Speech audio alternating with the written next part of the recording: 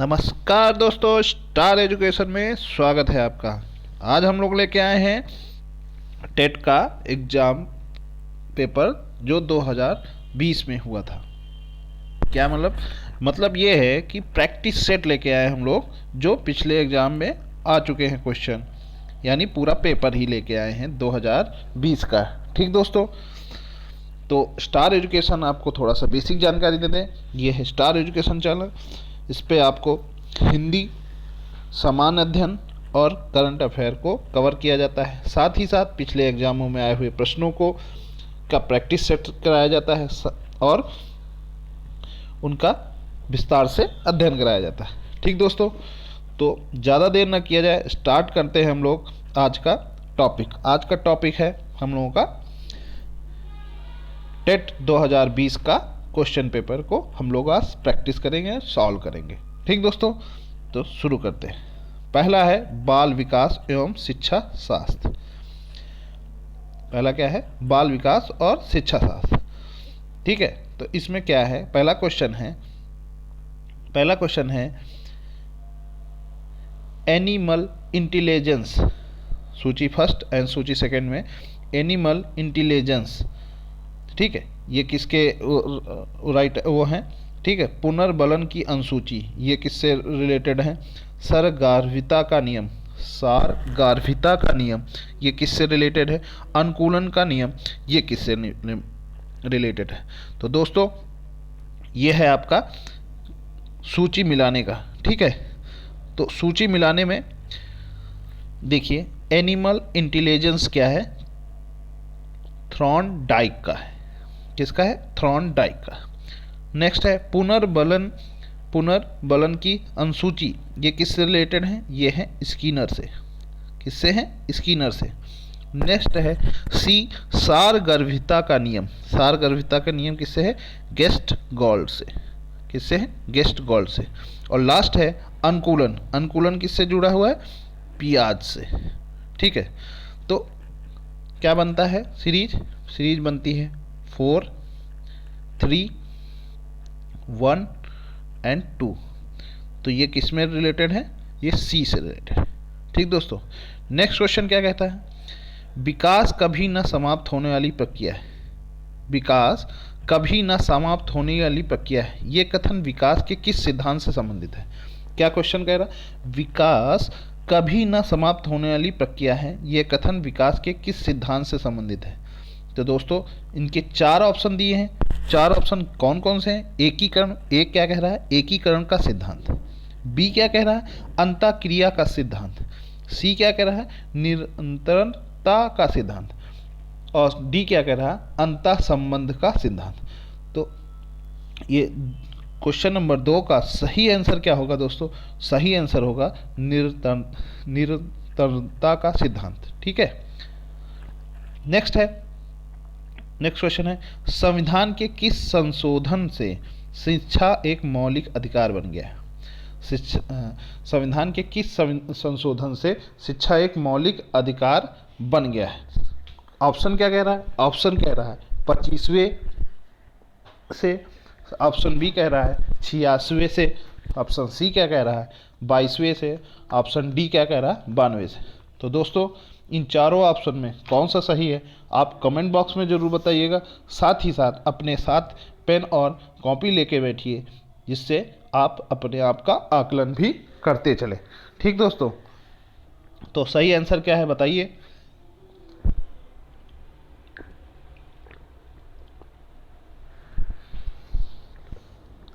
तो तीसरे का सही आंसर है 86वें संविधान संशोधन द्वारा मौलिक अधिकार बन गया शिक्षा का अधिकार। शिक्षा एक मौलिक अधिकार बन गया। ठीक दोस्तों, तो इसका सही आंसर क्या है? इसका सही आंसर है 86वें संविधान संशोधन। नेक्स्ट है अभिप्रेरण के मूल प्रवृत्ति सिद्धांत के प्रतिपादक थे। अभिप्रेरण के मूल प्रवृत्ति सिद्धांत के प्रतिपादक थे। ऑप्शन क्या कह रहा है? Abraham Maslow, McDougall. B option क्या कह रहा है? मैकडूगल। सी ऑप्शन कह रहा है विलियम जेम्स। और डी ऑप्शन क्या कह रहा है? सिप्सन। तो क्वेश्चन नंबर 4 का सही आंसर क्या होगा? मैकडूगल। मैकडूगल जो है वो अभिप्रेरण के मूल प्रवृत्ति सिद्धांत के प्रतिपादक है। ठीक है, नेक्स्ट क्वेश्चन क्या कह रहा है, विकास किस अवस्था को कोल तथा ब्रूस ने संवेगात्मक विकास का अनोखा काल कहा है। क्वेश्चन क्या कह रहा है, विकास की किस अवस्था को कोल तथा ब्रूस ने संवेगात्मक विकास का अनोखा काल कहा है। ऑप्शन ए क्या कह रहा है, बाल्यावस्था। ऑप्शन बी क्या कह रहा है, शैशवावस्था। ऑप्शन सी क्या कह रहा है, किशोरावस्था। ऑप्शन डी कह रहा है प्रौढ़ावस्था। तो पांचवे का सही आंसर क्या है, पांचवे का सही आंसर है संवेगात्मक विकास का अनोखा काल है बाल्यावस्था। ठीक है, नेक्स्ट क्वेश्चन क्या है, किसने बहुविमात्मक प्रज्ञा का प्रत्यय दिया है। बहुविमात्मक प्रज्ञा का प्रत्यय किसने दिया है। ऑप्शन क्या कह रहे हैं, ए ऑप्शन है स्पीयरमैन ने, बी ऑप्शन है गोलमैन ने, सी ऑप्शन गार्डनर ने, डी ऑप्शन जॉन मेयर ने। तो छठे का सही आंसर क्या होगा, सही है गार्डनर ने। बहुविमात्मक प्रज्ञा का प्रत्यय दिया है गार्डनर ने। नेक्स्ट क्वेश्चन में बढ़ते हैं दोस्तों, डिसलेक्सिया में यह करने में कठिनाई होती है।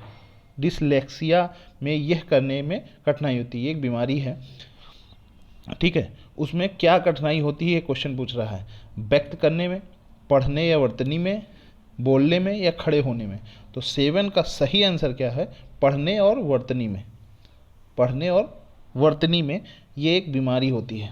ठीक है, डिसलेक्सिया में यह करने में कठिनाई होती है। ठीक, नेक्स्ट है निम्न में से क्या समावेशी कक्षा में शिक्षक की भूमिका नहीं है।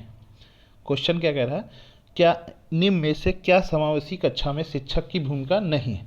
शिक्षक को निःशक्त बच्चों पर ध्यान नहीं देना चाहिए, बच्चे की आवश्यकता के अनुरूप बैठने की पर्याप्त व्यवस्था करनी चाहिए, शिक्षक को सीखने में अक्षम को अतिरिक्त समय देना चाहिए। और चौथा क्या ऑप्शन कह रहा है, चौथा ऑप्शन कह रहा है शिक्षक को बच्चों को प्रोत्साहित करना चाहिए। तो आठवें का सही आंसर क्या होगा दोस्तों, आठवें का सही है शिक्षक को निःशक्त बच्चों पर ध्यान नहीं देना चाहिए। ठीक है, नेक्स्ट क्वेश्चन है, कक्षा में छात्रों को प्रश्न पूछने के लिए प्रेरित करना चाहिए, हतोत्साहित करना चाहिए या अनुमति नहीं देनी चाहिए। चौथा ऑप्शन क्या है, रोक देना चाहिए। तो 9वें का सही आंसर क्या होगा, प्रेरित करना चाहिए। क्या करना चाहिए, प्रेरित करना चाहिए। कक्षा में छात्रों को प्रश्न पूछने के लिए प्रेरित करना चाहिए। नेक्स्ट है, बच्चों की वृद्धि मुख्यतः संबंधित है सामाजिक विकास से, शारीरिक विकास से। सी ऑप्शन क्या कह रहा है, नैतिक विकास से। और डी दोस्तों क्या कह रहा है, भावात्मक विकास से। बच्चों की वृद्धि मुख्यतः संबंधित है किस उससे, ये चारों में कौन सा आंसर सही होगा दोस्तों, शारीरिक विकास से। क्या है, शारीरिक विकास से। ठीक है, नेक्स्ट है क्वेश्चन, निम्न में से किस सिद्धांत को पुनर्बलन का सिद्धांत भी कहते हैं। निम्न में से किस सिद्धांत को पुनर्बलन का सिद्धांत भी कहते हैं। उद्दीपक अनुक्रिया सिद्धांत, शास्त्रीय अनुबंधन सिद्धांत, क्रिया प्रसूत अनुबंधन सिद्धांत या सूच का सिद्धांत। तो 11वें का सही आंसर क्या होगा दोस्तों, सही आंसर है क्रिया प्रसूत अनुबंधन सिद्धांत। क्रिया प्रसूत अनुबंधन सिद्धांत। ठीक है, नेक्स्ट क्वेश्चन है, निम्न में से कौन सी अवस्था ब्रूनर के संघटनात्मक विकास सिद्धांत का अंग नहीं है। चारों में सही आंसर क्या होगा, इन चारों में सही आंसर है प्रतिबिंबात्मक अवस्था, बी ऑप्शन कह रहा है अंतराप्रज्ञा अवस्था, सी ऑप्शन क्रियात्मक अवस्था और या डी ऑप्शन संकेतात्मक अवस्था। तो सही आंसर क्या है दोस्तों, 12वें का सही आंसर है आपका अंतःप्रज्ञा अवस्था, अंतःप्रज्ञा अवस्था। नेक्स्ट क्वेश्चन क्या गया है, मॉरिसन ने बोध स्तर के प्रशिक्षण प्रतिमान में 5 पदों का वर्णन किया है। ये हैं क्या है दोस्तों, इसमें कूट के द्वारा हम लोगों को बताना है। ठीक है, मॉरिसन ने बोध स्तर के शिक्षण प्रतिमान में 5 पदों का वर्णन किया है। ठीक है, तो उन पदों का सही क्रम क्या है ये बताना है। प्रस्तुतिकरण, खोज, तीसरा है संगठन या व्यवस्था, चौथा है आत्मीकरण, पांचवा है वाचन या अभिव्यक्तिकरण और निम्न में से इनका सही क्रम क्या है। तो 13वें का सही आंसर क्या होगा? देखिए 13वें का जो सही आंसर है, पहले है खोज, ठीक, फिर दूसरा है आपका प्रस्तुतिकरण, पहले खोजेंगे फिर प्रस्तुतिकरण करेंगे, तीसरा है चौथा मतलब तीसरा है जो आत्मीकरण करेंगे, फिर क्या करेंगे? आत्मीकरण करेंगे, फिर क्या करेंगे? फिर करेंगे आपका संगठन बनाएंगे, पहले खोज करेंगे, फिर प्रस्तुतिकरण करेंगे, फिर आत्मीकरण करेंगे, फिर संगठन व्यवस्था बनाएंगे, और फिर उसके बाद वाचन और विभक्तिकरण करेंगे। तो सही आंसर क्या है? 2, 1, 4, 3, 5, तो ए सही आंसर है इसका। नेक्स्ट क्वेश्चन क्या है? निम्न में से कौन सा संगठनात्मक क्षेत्र से संबंधित नहीं है? क्या क्वेश्चन बोला? संगठनात्मक क्षेत्र से संबंधित नहीं है। ऑप्शन क्या कह रहा है? अनुप्रयोग, बी ऑप्शन क्या है? अनुमूल्यन, सी ऑप्शन क्या था? ज्ञान, डी ऑप्शन क्या था? बोध। तो इन 14वें का सही आंसर क्या होगा? सही आंसर होगा अनुमूलन, अनुमूलन। नेक्स्ट क्वेश्चन है, निम्न में से कौन सा अधिगम का वक्र नहीं है? दोस्तों क्वेश्चन क्या कह रहा है? निम्न में से कौन सा अधिगम का वक्र नहीं है? मिश्रित, नतोदर, उन्नतोदर या लंबवत, ठीक है, नतोदर या उन्नतोदर या लंबवत, इन चारों में सही आंसर क्या है? सही आंसर है लंबवत। क्या है? लंबवत। नेक्स्ट क्वेश्चन क्या कह रहा है? यदि शिक्षक कक्षा में एक छात्र को समस्यात्मक बालक के रूप में पाता है तो उसे ऑप्शन क्या कह रहे हैं?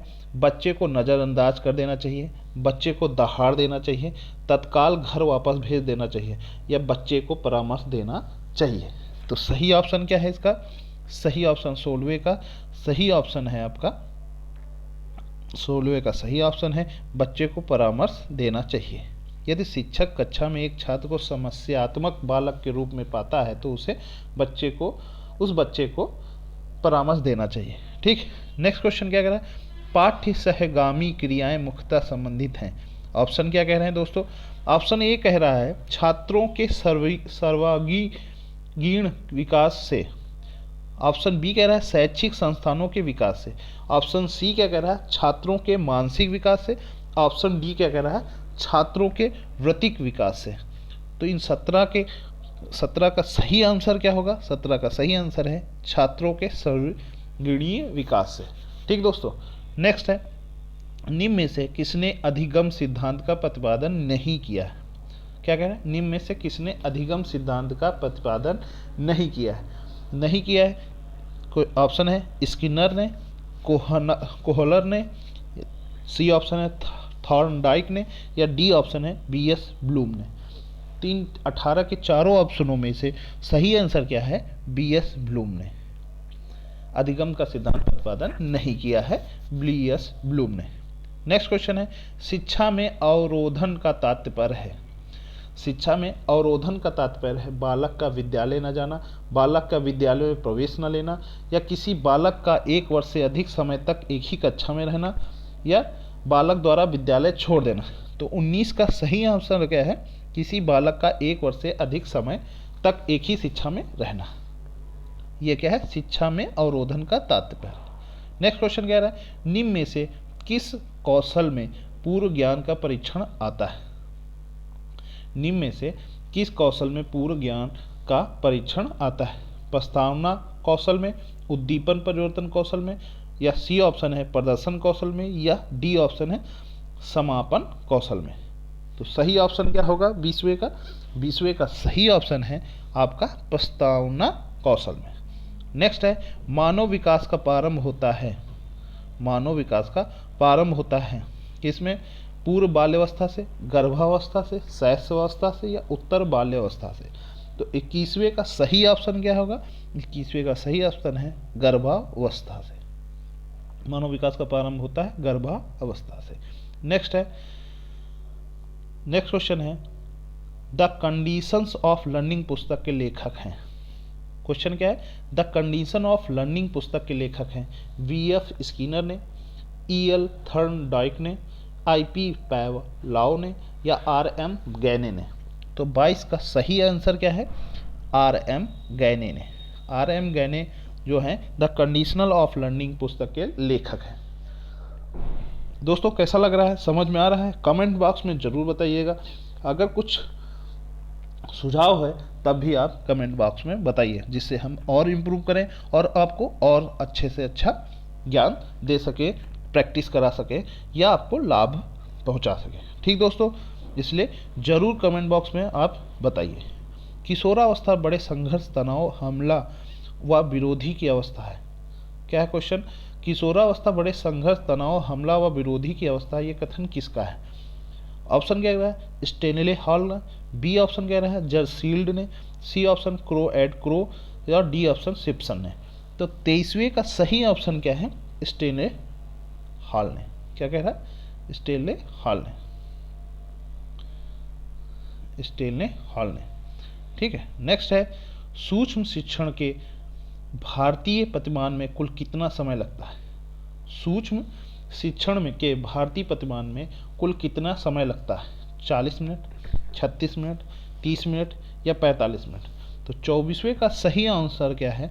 24वें का सही आंसर है 36 मिनट। ठीक, सूक्ष्म शिक्षण के भारतीय प्रतिमान में कुल कितने समय लगते हैं? 36 मिनट। ठीक है, नेक्स्ट क्वेश्चन है सीखने का पठार सीखने की प्रक्रिया के मुख्य अभिलक्षण है।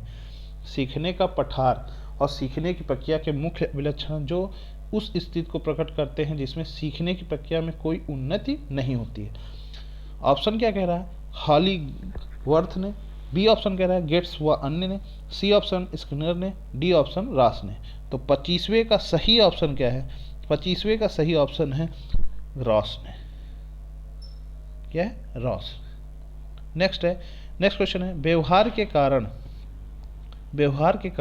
व्यवहार में परिवर्तन ही अधिगम है, ये किसने कहा था? व्यवहार के कारण व्यवहार में परिवर्तन ही अधिगम है, ये किसने कहा था? ऑप्शन क्या कह रहे हैं? ए ऑप्शन कह रहा है गिलफोर्ड ने। दोस्तों बी ऑप्शन क्या कह रहा है? वुडवर्थ ने। और C option Crow and Crow, या डी ऑप्शन स्किनर ने। तो 26वें का सही ऑप्शन क्या है? 26वें का सही ऑप्शन है गिलफोर्ड ने। गिलफोर्ड ने। अगले क्वेश्चन में आते हैं। सुमलित का है जिसमें सूची है, ठीक है, जिसमें सूची क्या कह रही है? सूची कह रही है ब्रूनर। क्या है? ब्रूनर फिर बुनियादी शिक्षण प्रतिमान है, उसके सामने का ऑप्शन। असुबेल है साइनेटिक्स शिक्षण प्रतिमान। ग्लेजर है अग्रणी संगठन शिक्षण प्रतिमान, या गार्डन है संप्राप्य उपलब्धि शिक्षण प्रतिमान। और 5वां ऑप्शन दिया है प्रशिक्षण प्रतिमान। तो दोस्तों जो 27वें में सुमेलित है उसका ऑप्शन क्या है? उसका ऑप्शन होगा ब्रूनर। ब्रूनर क्या है? ब्रूनर आपका संप्रत्यय उपलब्धि शिक्षण प्रतिमान ब्रूनर ने बताया था। ठीक है, दूसरा है आपका, दूसरा जो संकेत है वो है असुबेल। असुबेल क्या है? असुबेल है आपके अग्रिम संगठन शिक्षण प्रतिमान। अग्रिम शिक्षण संगठन शिक्षण प्रतिमान। नेक्स्ट है सी ग्लेजर। ग्लेजर क्या है? ग्लेजर हैं आपके साइनेटिक्स शिक्षण प्रतिमान। ग्लेजर हैं साइनेटिक्स शिक्षण प्रतिमान। नेक्स्ट है डी ऑप्शन क्या कह रहा है? गार्डन। गार्डन क्या है? गार्डन है आपका ग्लेजर क्या है? ग्लेजर है आपका बुनियादी शिक्षण प्रतिमान है। ग्लेजर क्या है? बुनियादी शिक्षण संस्थान है। गार्डन क्या है? साइनेटिक्स शिक्षण संस्थान। तो इसका सही ऑप्शन क्या है? बी। क्या है? 4 3 1 2। ठीक है, तो 27वें का सही आंसर क्या होगा? 27वें का आंसर बी होगा। अगले क्वेश्चन में आते हैं।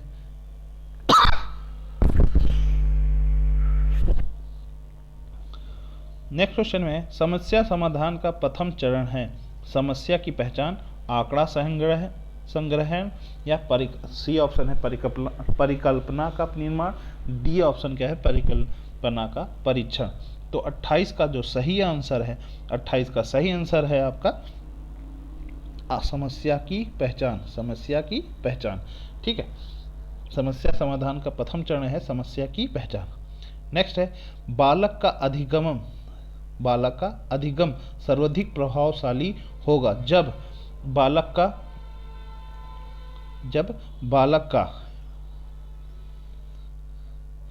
का संगठनात्मक, भावात्मक तथा मनोचालक पक्षों का विकास होगा। बी ऑप्शन कह रहा है पढ़ने लिखने या गणितीय कुशलताओं पर ही बल होगा। सी ऑप्शन शिक्षक अधिगम प्रक्रिया में आगे होकर बालकों को निष्क्रिय रखेगा। डी ऑप्शन शिक्षण व्यवस्था एकाधिकारवादी होगा।